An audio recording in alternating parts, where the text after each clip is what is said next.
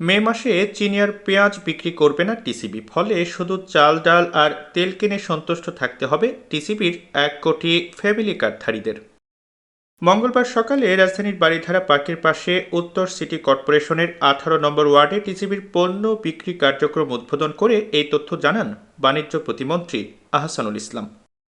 এ সময় প্রতিমন্ত্রী জানান, চলতি মাসে টিসিবির ফ্যামিলি কার্ডধারী একজন ক্রেতা 100 টাকা দরে সর্বোচ্চ 2 লিটার সয়াবিন অথবা কুড়ার তেল, 30 টাকা দরে 5 কেজি চাল এবং 120 টাকায় 2 কেজি মসুর ডাল কিনতে পারবেন। নিত্য প্রয়োজনীয়, কালকেও আমরা এনবিআর এর সাথে বসেছি, আরও আগামীকাল আবারও বসবো।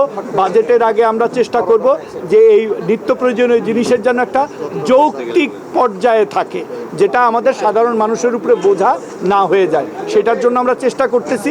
প্রতিমন্ত্রী বলেন, জুলাই থেকে স্থায়ী দোকানের মাধ্যমে নিত্য প্রয়োজনীয় সব পণ্য বিক্রি করা যায় কিনা তা নিয়ে প্রধানমন্ত্রীর সঙ্গে আলাপ আলোচনা করবেন। আপনারা যদি দোকানের ব্যবস্থা করতে পারেন, ইনশাল্লাহ 1 জুলাই থেকে আমরা টিসিবির মাধ্যমে আরও পণ্য আপনাদের সাথে পরামর্শক্রমে যে জায়গায় যে পণ্যগুলির চাহিদা আছে, যেটা আমদানি করা দরকার আমদানি করা, যেটা সংগ্রহ করা দরকার সংগ্রহ করে এই দোকানগুলোর মাধ্যমে আমরা অ্যাভেলেবেল করব, যাতে মানুষ সহজে এটা পেয়ে যায়।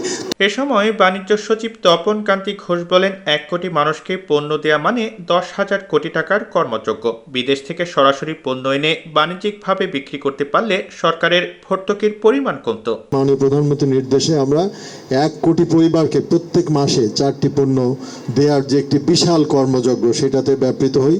মাননীয় প্রতিমন্ত্রী যোগদান করার পরে জানুয়ারি মাস থেকে উনি এটাতে আরও গতিশীলতা নিয়ে এসছেন এবং তার একটি পরিকল্পনা আছে, যেটি আমি বলবো যে যদি আমরা বাস্তবায়ন করতে পারি, তাহলে একটু আগে যিনি বক্তৃতা দিচ্ছিলেন যে আমরা বেশি মানুষের মধ্যে এটি হয়তো বিক্রি করতে পারবো এবং আরও বেশি মানুষ উপকৃত হবেন। প্রসঙ্গত, স্থায়ী দোকানের মাধ্যমে পণ্য বিক্রি কার্যক্রম 80-র দশকের শুরুতে টিসিবির মাধ্যমে একবার শুরু করেছিল সরকার। তখন ব্যাপক দুর্নীতি আর লোকসান করে জনগণের টাকা ধ্বংসের পর প্রাইভেট সেক্টরে লাইসেন্স পারমিট দেওয়া হয়।